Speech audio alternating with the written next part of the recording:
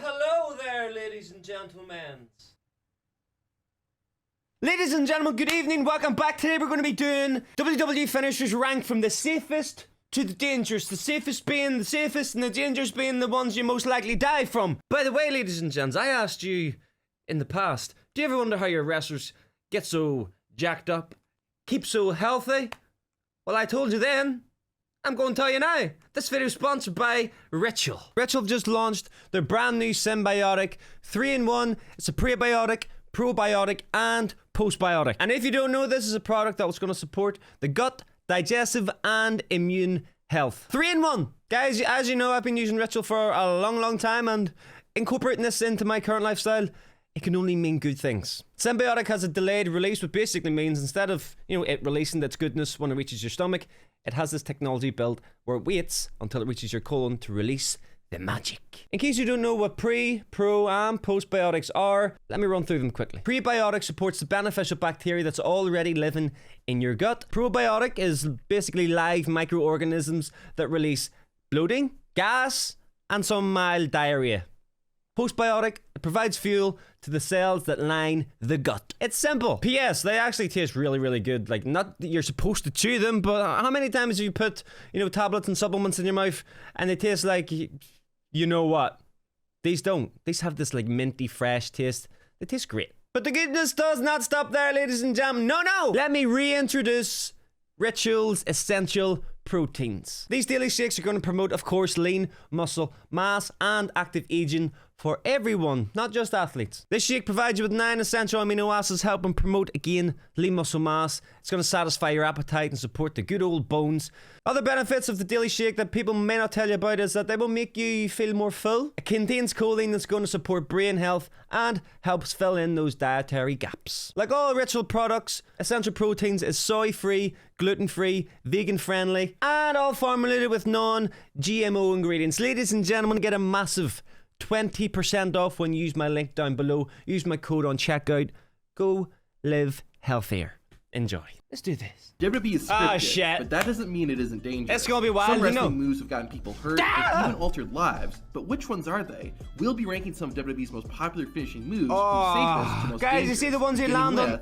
The Cobra. Santino Marella's finisher was a fan favorite. It always got a good reaction thanks to its entertaining setup. The actual strike, though, didn't pack too much of a punch, to say the least. Unless it was JTG taking the move. Otherwise, the wrestler would simply bump the mat, making the Cobra one of wrestling's safest finishing. You just don't know what the Venom's going to be like with each hit. Some hits might have an ultimate Venom, some hits may not. Because it is a Cobra, obviously, after all, so it's a snake, and you're getting bit by it. You just don't know. So I feel like this could be number 1. Up next, the rear view. Yeah, this might not be the best looking finisher, but it's at least safe. The rear view is a jumping hip attack in which the opponent gets hit with Naomi's rear. What makes the rear view safe, though, is that the wrestler taking the move can control their landing. God damn, they have to put their hands up, which makes it next to impossible to get hurt by this finisher. I mean, it would be kind of embarrassing to say that you got injured by a butt. Another pretty safe finisher is the Mandible Claw. This finisher has been used by several wrestlers over the years, usually the dark. Nah, they aren't doing Mick Foley like this, bro. The Mandible Claw was dangerous as shit. Getting the hooked fingers in around the bottom of the mouth, mushing it around, probably whipping out a few teeth. Nah, this could be number 1 between this and the Cobra. The Mandible Claw involves the aggressor placing their ring fingers under the opponent's tongue, while the thumb and palm force the jaw upwards. The pain felt in the nerves under the tongue is said to be so strong that it eventually causes a blackout. In reality, it's unlikely that the wrestler applies too much pressure when using the finisher to make things as safe as possible. We upped the danger a bit with the Cutter RKO. This is another finisher used by multiple wrestlers, but is mostly associated with Randy Orton. The RKO involves the wrestler taking the move, bumping onto their stomach.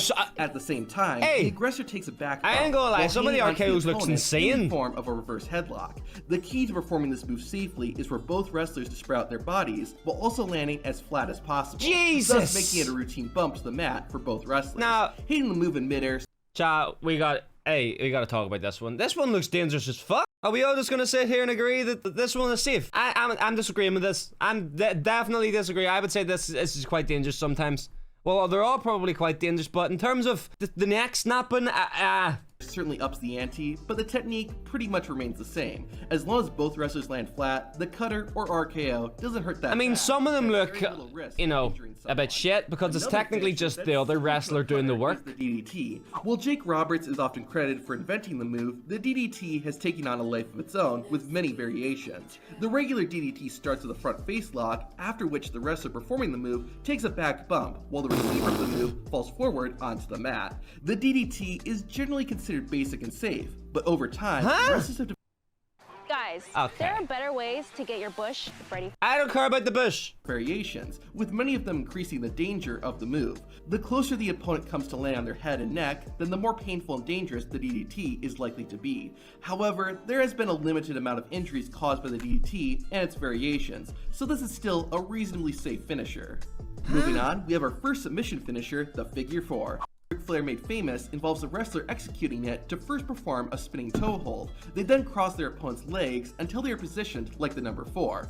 The one doing the move applies further pressure to the Bro, opponent's crossed I ain't legs ever with seen their the own. number 4 in my There's life. not really any way around it. Where the is the Figure number 4 4? does hurt. Particularly the shin of the wrestler taking the move is where the most pain can be felt. However, there's not really any risk of an injury and a limited amount of bro, what soreness, is going at on least in the ring? compared Why is there to so some much other green? finishers.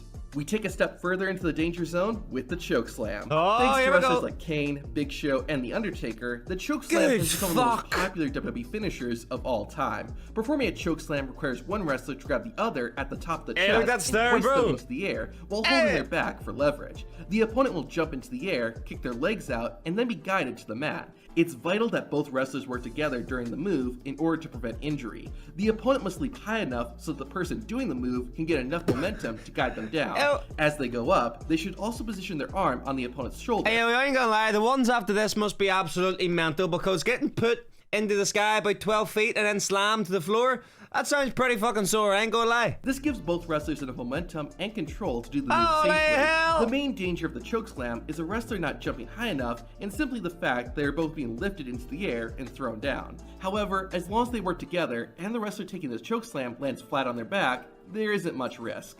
We're moving further into the danger zone with the pedigree. As he throws him To onto a execute this fucking finisher, ladder. The wrestler double underhooks both their opponent's arms. The aggressor then jumps into the air while bending their knees before coming down to the mat. Nah, with the surely a opponent chokeslam landing is more on their dangerous stomach. than that. When Triple H first started using the finisher, he wouldn't unhook his opponent's arms. This made the move more dangerous because it was hard for the person taking the move to protect their face and head. Later, Triple H started releasing his opponent's arms once they were both in the air. This allowed whoever was taking the move to absorb the impact with their hands and not land on their face. Yeah, I ain't gonna This lie, bro, I change would made the never notice finisher that. Significantly safer I don't think to I ever perform. noticed that. Ironically, the next move is the super kick. This is another famous finisher just because it looks cool and sounds great when hit. To do a super kick, the wrestler will sidestep and perform a thrust kick while aiming for the opponent's chin. The actual contact is Hey. supposed to be minimal, with the Hey, performer I ain't gonna lie, I don't even think I'd get my legs up that high. Nah. move, usually slapping their thigh to make it sound like they actually connected with the kick. However, the timing of the move isn't always 100% perfect, leading to the opponent getting kicked in the face, which obviously Good God, increases the Bill! danger of the move. Holy- However, even if the wrestler does make contact, the technique they use can minimize any damage. This is why Shawn Michaels leaned away from the move when doing Sweet Chin Music, as he wanted to protect his opponent as much as possible. Yo, Next, Shawn we have another knew how to submission do that finisher, so the goddamn well, Sharpshooter. bro. With the Sharpshooter, the pressure builds the more the aggressor pulls the opponent's knee back and sits down on the move. The finisher just naturally hurts, but the more the Yeah, that opponent looks pushes kinda dangerous themselves though, up, doesn't it? the more pain they're gonna feel in their lower back. They're essentially being folded up like an accordion. This is why the image of Stone Cold being put in the Sharpshooter at WrestleMania 13 is so iconic, because he's in very real pain. He has to push himself up to cause a rope break, but doing so makes the Sharpshooter hurt even more. While this finisher probably isn't going to cause any serious injuries, What the it will hurt and can easily cause soreness. Going further towards the red, we have the GTS. The Go to Sleep, or GTS for short, sees a wrestler bring their opponent over their shoulders in a fireman's carry position. They then drop them onto their knee as it collides. Yeah, I always with thought their this one face. was quite dangerous. Timing is key, as the opponent's feet hit the mat. Just at the eating same my, time they make ritual contact with multivitamins, the chat. knee. The safest way to execute this finisher, though, is by having the opponent make contact more with the thigh rather than the center of the knee. If the move is mistimed or the wrestler's face collides closer to the point of the knee, then it can result in an injury, such as a broken he got nose. it good. Next He up got it is good. the spear. To perform a spear, a wrestler will run at their opponent, driving their shoulder high into the midsection and sweeping their legs out from under them as they both fall. Jesus Christ! The move plays out much like a spearing tackle in football, which is where the maneuver was adopted from.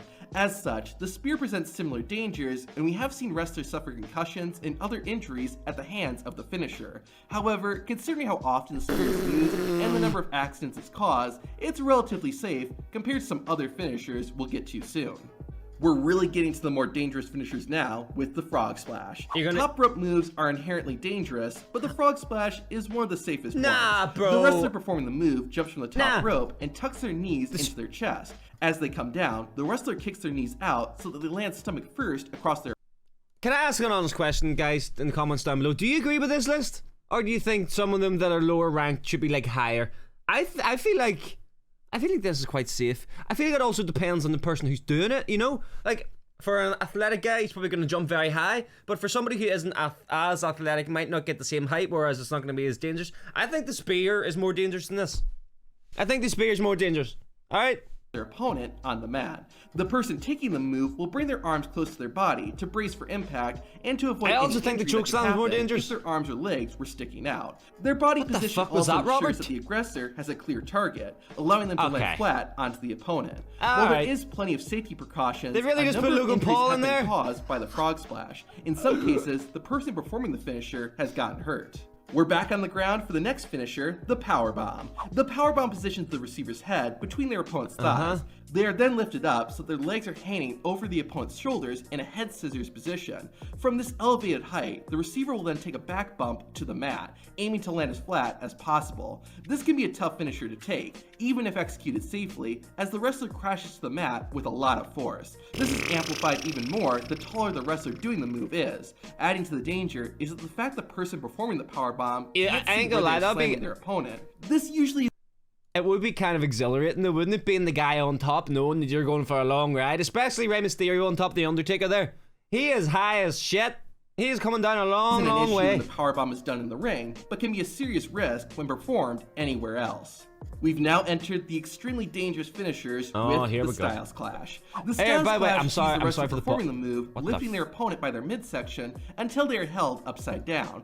The aggressor... Guys, I'm sorry for the pause, but I don't want to keep talking over because I have a few times. What do you think is going to be number one? It's going to be the Tombstone, isn't it? The Tombstone has got to be number one. The Walls of Jericho might be up there. Receiver's arms and legs and fall forward. Was that already in it? With the person taking the move landing flat on their stomach. To pull things off without injury, the person taking the finisher must not tuck in their chin. Instead, they must bring their head back so that it's directly facing the mat upon impact. This is why the Styles Clash is so dangerous. This is one of, if not the only wrestling move where you are not supposed to tuck in your chin. While it seems simple, the finisher goes against everything wrestlers are supposed to do. Because of this, there have been numerous instances of the Styles Clash causing serious injuries. At one point, the move was banned in WWE because of its high level of risk. Next, we have the infamous diving headbutt. This finisher involves a wrestler leaping from the top rope and spreading their arms and body out wide before landing flat on their stomach. Ironically, the person performing the move is at the most risk as their head and spine takes the majority of the impact. This can have detrimental effects, especially if the diving headbutt is performed over a long period. Bro, are you really gonna say detrimental effects and show Chris Benoit in the same fucking video? Of time. Famous users of the move, such as the Dynamite Kid, Chris Benoit, and Daniel Bryan, either suffered spinal injuries, brain injuries, or both throughout their careers. It's debatable whether or not each man's use of the diving headbutt was a direct cause of their injuries, but there is no doubt performing the move took a toll on their bodies. Despite this, the diving headbutt still has not been banned in WWE. Up next, the Shooting Star Press. This is another top rope move. It's gonna show the Brock in it. To hit the Shooting Star Press, the wrestler will jump forward from the top rope and bring their knees to their chest. They will then do a backflip in midair and land on their opponent below. The in-air rotation and the speed at which the wrestler comes down increases the impact of the move considerably compared to other aerial moves. Pretty cool though, isn't it? The complexity of this I feel like the risk is worth the reward. We've seen wrestlers injure themselves or their opponents because they couldn't perform the Shooting Star Press correctly. Brock Lesnar nearly killed himself at WrestleMania when he tried to perform the move, showing exactly why the Shooting Star Press is so high on the list. Now we are in the deep end with the Vertebreaker. You may not be familiar with this finisher, and for good reason. The Vertebreaker positions the receiver of the move upside down, with their legs over the opponent's shoulders, while their arms are also hooked. From there, the only thing the person taking the move can do is tuck their chin so they land as safely as possible. Oh the god, level no, of I don't risk like with that this one, guys. move is very high, as the wrestler performing the Vertebreaker is in don't like full it. control I don't like and it. must I do have not enough like it. balance, strength, and coordination to land the move safely. I don't like it. Even if everything is done correctly, it's too much. the receiver of the It's too finisher much. is likely to land high on their shoulders. Nah. Similar to the powerbomb, any move where the person giving it can't see or is not in full control where their opponent lands is inherently dangerous. The Hurricane briefly used the Vertebreaker in WWE after finding success with it in WCW. However, the move would soon be banned outright due to its danger and has never been brought Just back right. in WWE. It's gonna be It's Tombstone worth number noting, one. though, the Hurricane never hurt or injured anyone when performing the Vertebreaker. And the most dangerous WWE finisher, the Piledriver. To execute Piledriver. this move, a wrestler will lift their opponent by the midsection and hold them upside down. They then drop into a seated or kneeling position, making it look like the opponent has been driven headfirst into the mat. I feel like when Kane done the Piledriver, it always looked the most dangerous because he kind of just collapsed down, whereas the Undertaker looks like he goes up on his tiptoes and then down. It looks more controlled. Kane just goes down like a fucking collapsing building. The opponent's head should be positioned above the knees so that it never touches the ground. The key word there is should be. There have been numerous times when the Piledriver has gone wrong, which has led to career-altering neck injuries. If the timing is off by a fraction, it has the potential to cause serious injury. Owen Hart infamously gave Stone Cold Steve Austin a Piledriver that broke Austin's neck and shortened his career. With some exceptions, like The Undertaker and Kane, the Piledriver has been banned in WWE for years now, and it's easy to see why. Now, which WWE weapons are the safest? Hold on a and which minute. Hold on just a sec. Did he just With jump? some exceptions, like The Undertaker and Kane, the Piledriver Did he has just been jump? banned in WWE for years now, and